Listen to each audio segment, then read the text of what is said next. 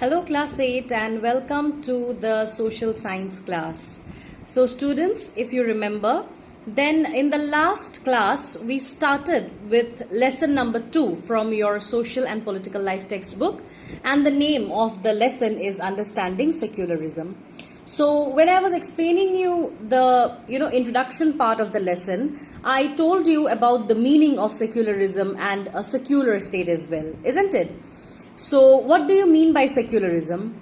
Well, I'm sure you remember, secularism means to separate religion and the state.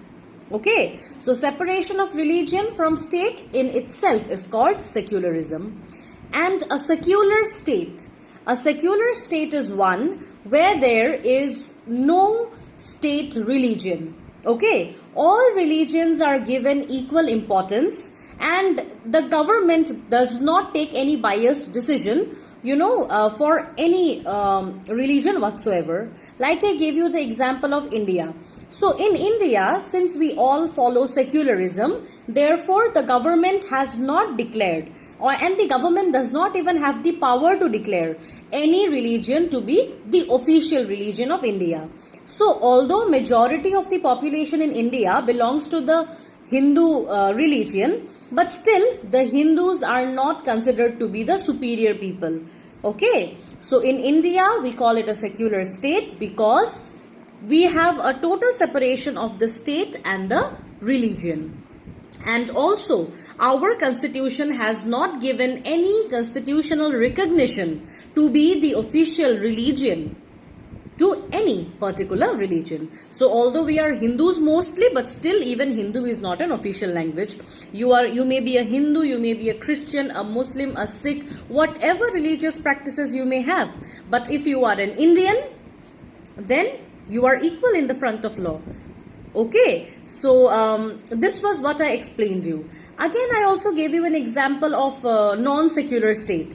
Like, for example, I gave you the idea of Saudi Arabia. So in Saudi Arabia, since Islam is the official language there, therefore no other religious communities are allowed to practice their religion in public there. So you cannot build your temples there. You cannot just sit down and all of a sudden start chanting your mantras and so on. So again, also I gave you the example of Hitler. So during the reign of Hitler, through his Nazist, during his practice of Nazism, he killed the Jewish people, because he felt that the Jews are the enemies of the Christians. Isn't it? So these are some of the examples of non-secular state, which are totally opposite to the secular state or the secular model that India follows.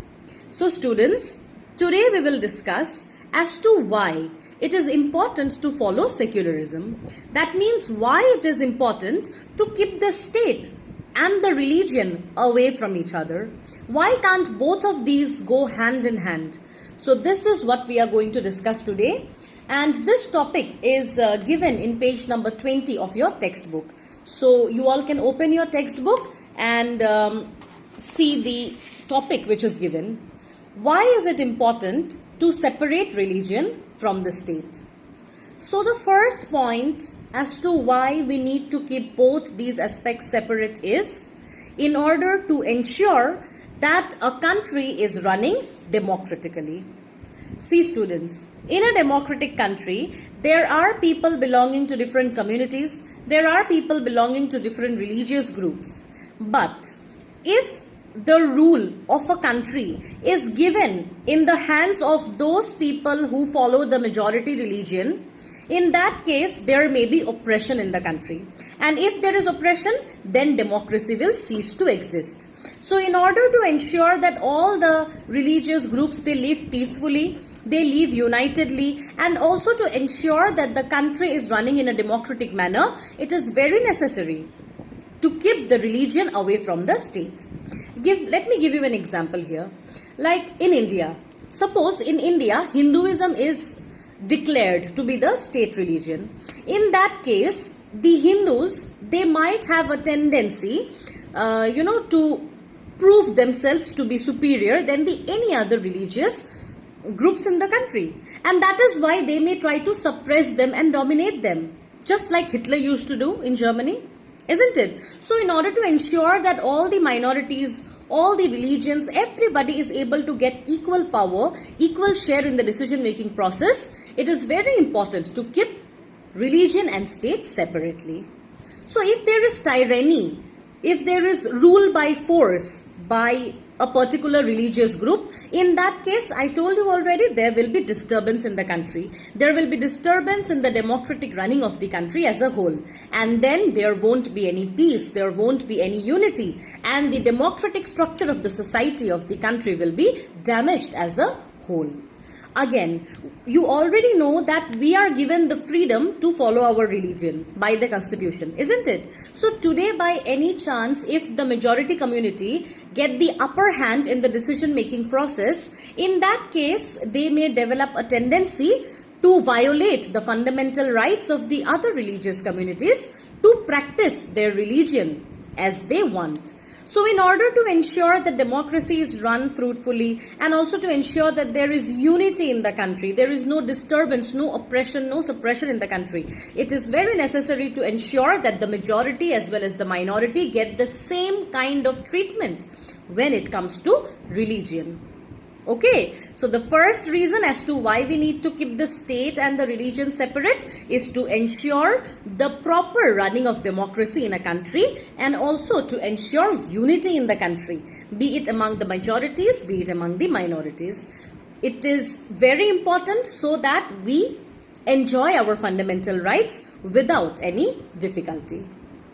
So now let's come to the second point. So the another reason as to why state power should be separate from religion is that suppose me as a citizen of India, I practice Hinduism, but today I might have a feeling that instead of being a Hindu, I want to go and convert into a Christian.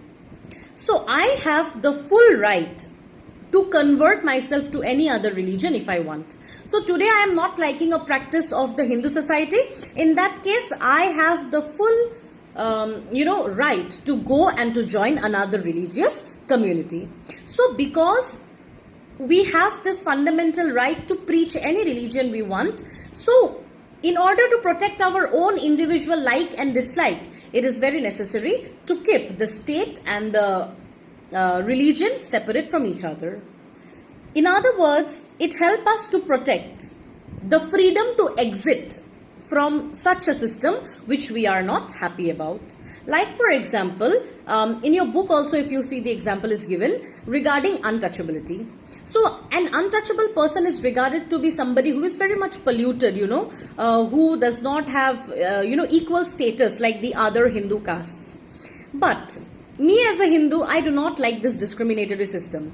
So in that case, what I might do is, I might go and join another religion where such kind of oppression and depression is not possible. So by chance today, if India was not a secular state, then do you think that I will be allowed to change my religion? Definitely not. If I go to change my religion to another religion by chance, if India was a Hindu state, in that case, I would have been punished by the government. But today if I go and change my religion from Hinduism to Islam or from Hinduism to Sikhism to Christianity, in that case the state cannot say anything.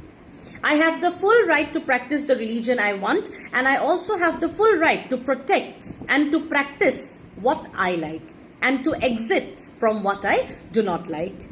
So did you understand? So this is the second reason as to why religion and state needs to be separated. So students, in today's class, we learned about two very important things. We learned about the 2 points, because of which it is necessary to have a demarcation, to have a separation between the religion and state. First of all, to ensure that the state runs democratically without any conflict. And number 2, to ensure my liberty to exit from any practice which I might not like.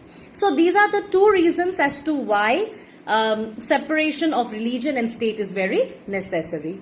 And students, this is, in India, you cannot treat anybody inferior or superior based on somebody's religion. Remember that, because we all are secular beings. Even in the very starting of the Constitution, which is called as the preamble, in the preamble also the basic ideal of secularism has been highlighted very well. And also we are given the freedom to religion, isn't it? I told you in the last class, if you remember, the right to freedom of religion is a very important fundamental right whose violation would lead to punishment by the Constitution, and that punishment is very, very dangerous and a non-bailable one. That means if you are put behind the bars, you will be there. You cannot be out on any cause. Okay, so that's all for today. Please give a thorough reading to page number 20, because whatever I explained you in very simple language, whatever I tried to explain you, everything has been written down in 2 paragraphs in page number 20. So please give a very thorough reading of the explained part today. And if you have any doubt, you can contact me. And after watching the video, I'll be sending you the homework. It's a very simple one, a very short one, so you can complete it and submit it to me by today itself, between 9 to 10 or between 8 to 9 p.m. Alright, and also a very gentle reminder, about your chapter test. So your chapter test is due on Saturday, if you remember. And the name of the chapter is the Indian Constitution. That means the first chapter of your social and political life textbook. So it is from this book, the first chapter, the Indian Constitution, for which you have to appear for your 10 marks MCQ chapter test. So be ready at 8:45, log in, do all the necessary things that is required to do in your DSLite app, because we have been repeatedly telling you. So update the app just 1 or 2 hours before your exam so that there is no technical issues. And of course, be in a place where there is good internet connectivity. Okay, that is very important. So that's all for today, students. I hope that we meet soon again, through Zoom session like we had in the, just 1 or 2 days back. So hopefully we will be having another Zoom session very soon. But whatsoever, when we have to meet, I'll inform you. And as of now, please go through page number 20 properly. Do your homework that will be assigned shortly. And please prepare well for your chapter test on the Indian Constitution that is due on Saturday. Thank you and have a very, very good day.